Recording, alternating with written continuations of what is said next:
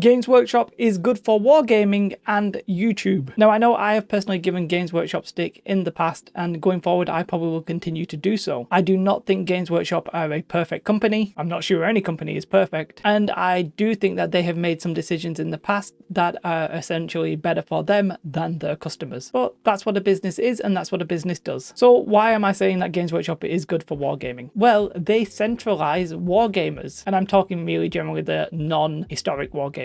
Because Games Workshop are by far the most popular wargaming company in this market. They may not strictly and officially have a monopoly, but they are incredibly dominant in terms of popularity and almost effectively a monopoly. But it's actually Games Workshop's popularity that I think is helping the industry as a whole. For example, if I look at my friends that I grew up with that I met outside of wargaming, none of them would really play a wargame with me. It's not something they're interested in, right? That means if I tried to play a small game that wasn't as popular as Games Workshop games, there's a very, very real chance that I simply wouldn't have anybody to play with. I'd maybe have to drag my wife into it and she would not be happy about it. Now, there are non-Games Workshop games where you can actually quite confidently get games, like I play Star Wars Legion, and I'm quite often playing that game at tournaments and stuff like that. And I believe Marvel Crisis Protocol is quite popular now as well. But if you play a Games Workshop game, like 40k or Age of Sigmar, you can probably get a new opponent every day if you wanted to when you were playing 40k. It's just that popular. Now, some of you might say, isn't it a little bit of a shame that you can't just play the game that you want, no matter how popular it is? And yeah, I would agree with you. If there's a game that you want to play but nobody else is playing it, then that's really unfortunate, because wargaming, you need a local community or you need people to play with, like your friends and stuff like that. And that's what Games Workshop offer you, because if you can't play that smaller game, well, it's not Games Workshop's fault. The reality is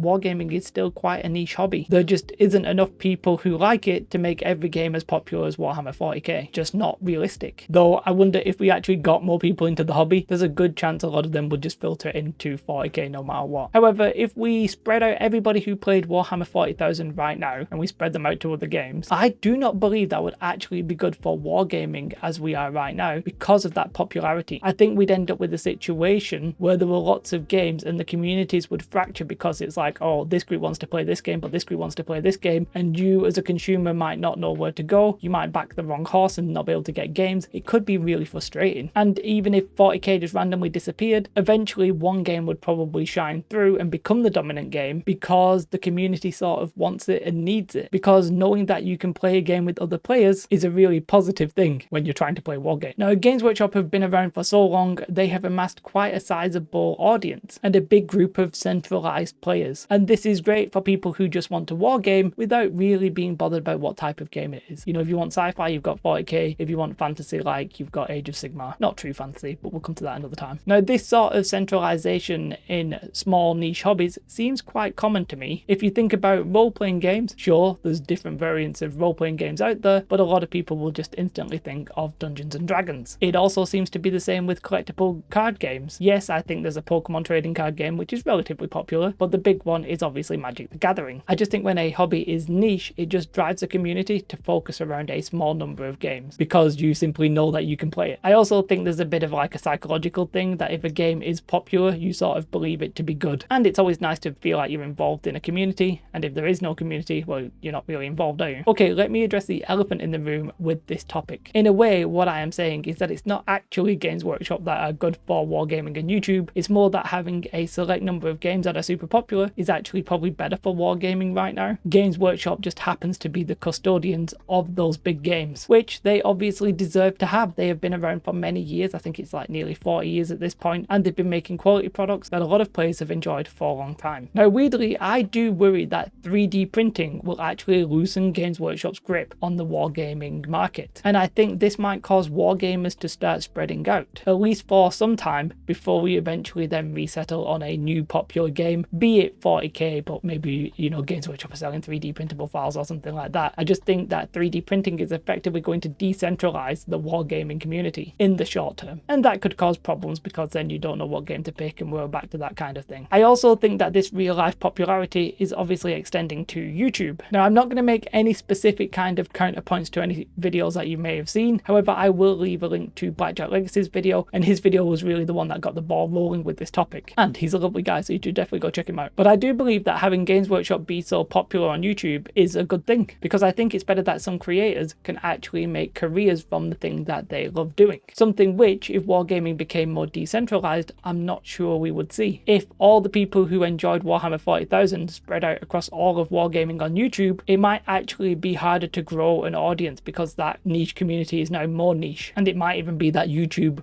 wouldn't really be able to handle like such a small niche effectively. Now, I understand that the problem here is that it basically means that creators then feel like they have to cover Games Workshop to be successful. And in my eyes, that's generally correct from my past experience and stuff like that. It seems to be the case that Games Workshop generally gets more views. It just is what it is, right? And it's very reasonable that a creator on YouTube might think, okay, I don't want to play 40k, I'll talk about 40k this time. I want to talk about Kings of War or something like that. And then they do so and they don't get the views. So then they're put off from talking about that subject. Makes sense, all understandable, right? However, none of that is really Games Workshop's fault, obviously. I don't think anybody's actually blaming Games Workshop, but I just want to get out there and say it. It's not Games Workshop's fault. If I wanted to make a video series about my little toe and its toenail, I really doubt many people would actually watch it. There'd be a few of you weirdos out there, maybe. My little toe OnlyFans will be out next year. But ultimately, really the issue is Wargaming's popularity, and how popular something isn't really anybody's fault. It's all personal taste. I do think we probably need to make the genre more popular, and we do need to spread the love out for those other games. We just need to be a little bit more like